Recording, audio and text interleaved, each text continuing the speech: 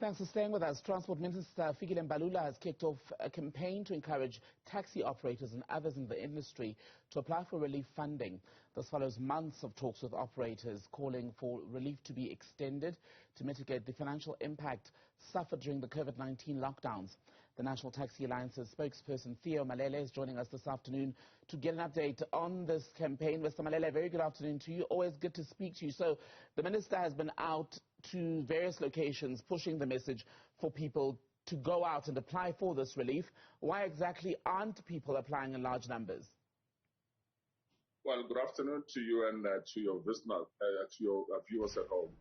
I think the minister is doing too little, too late.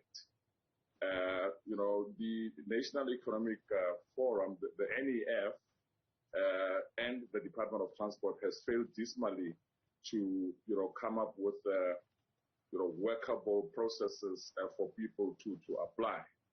And he also goes further to begin to discriminate against the National Taxi Alliance and favors SANTACO. But you will remember that it is the National Taxi Alliance that actually exerted pressure on the minister to ensure that his office and his department accedes to the demand of the taxi industry by releasing these COVID-19 funds. But be that as it may, there are also challenges marred with this. One of them would be that, vehicles that are older than 2008 are still awaiting government decision on the issuance of their operating licenses as per the taxi recapitalization program regulations. These taxis have also provided transport during the hard lockdowns, only to learn later that they won't be getting any form of, reprieve by virtue of not having the required documents. The taxi operators are in a catch-22 situation with these taxis because they can't scrap them without their operating license being renewed. Basically, the minister also has failed in that he doesn't have his finger on the pulse. Had he had it on the pulse, he would have known that the data from where he is operating from, does not tally. It's corrupted. It does not speak to the actual reality on the ground. And he still is not prepared to listen. He's coming up with this ostrich approach.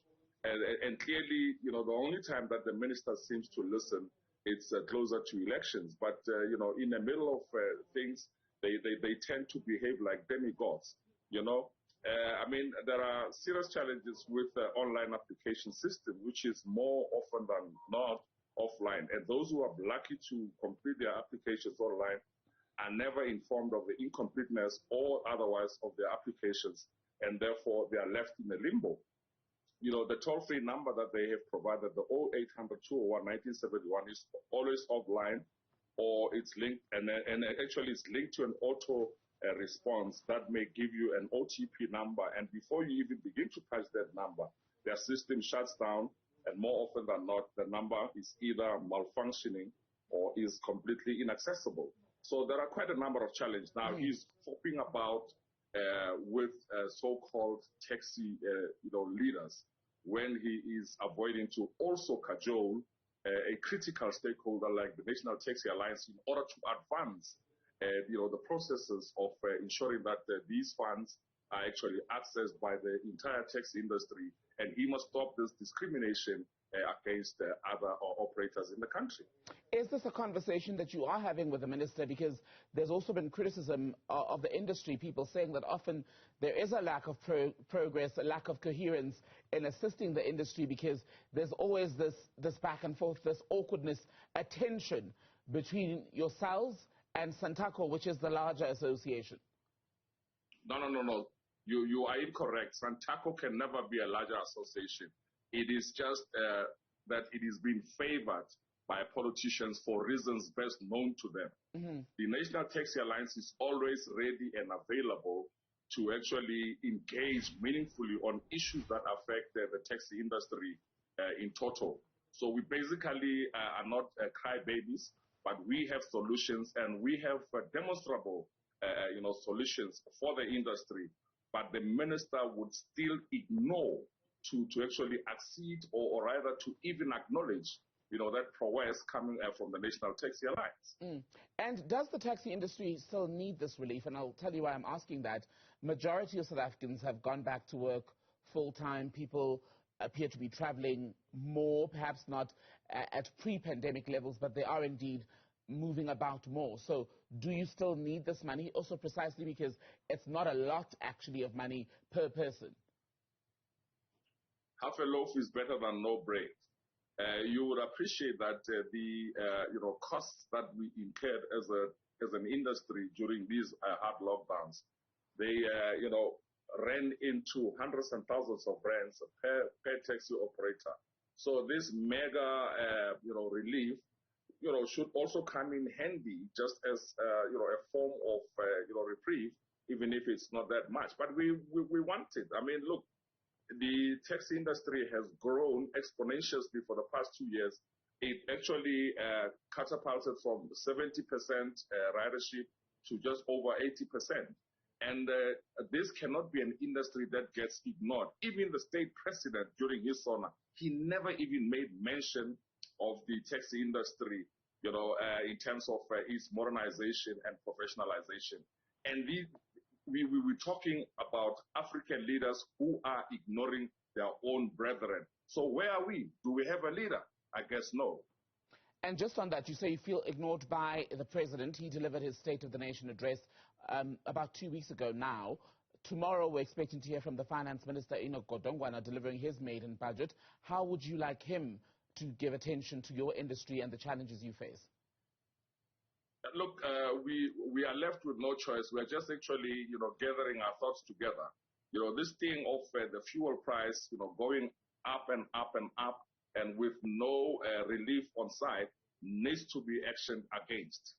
Because we cannot really afford this, because it's hitting very hard. We're not even being supported by the very powers that be. And if you look at the frills, that is the taxes and the levies that are put on petrol, are far much more in terms of value than the actual cost of fuel. And this cannot be left unchallenged. So we definitely are going to be challenging this as well. And we know for a fact that even the Minister of Finance would not even make mention of the biggest public transport mover in the country.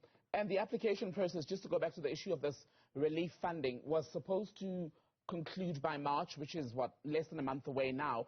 Do you know any people who've already received funds? No, there hasn't been any persons that have received such. Safe to say, the minister has not done his paid work correctly. And we are saying he cannot be hopping about now, closer to the end of February. This that he's doing now, he could have done this last year already. So he's trying to play catch up, and we're not going to take that, on our chins. But instead, we are saying he needs to relook at this deadline, and he needs to also ensure that the processes of applications are easily accessible and not complicated for the taxi industry. And of course, in the bigger picture, the hope of the taxi industry has been, both before the pandemic and when we started to talk more about how there is no financial cushion for those in the sector, the hope has always been that ultimately the conversation takes us in the direction of a permanent introduction of subsidies. Do you get a feeling, a sense, that we're moving closer?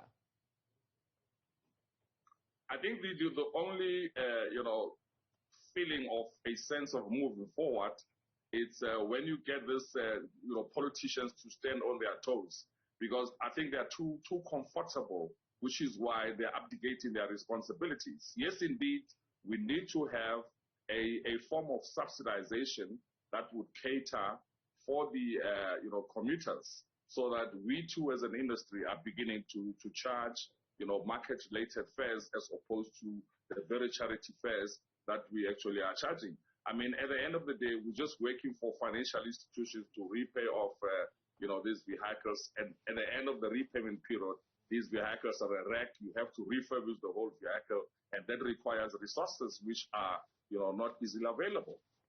Theo Malele from the National Taxi Alliance. Good to speak to you, sir. Thank you for your time.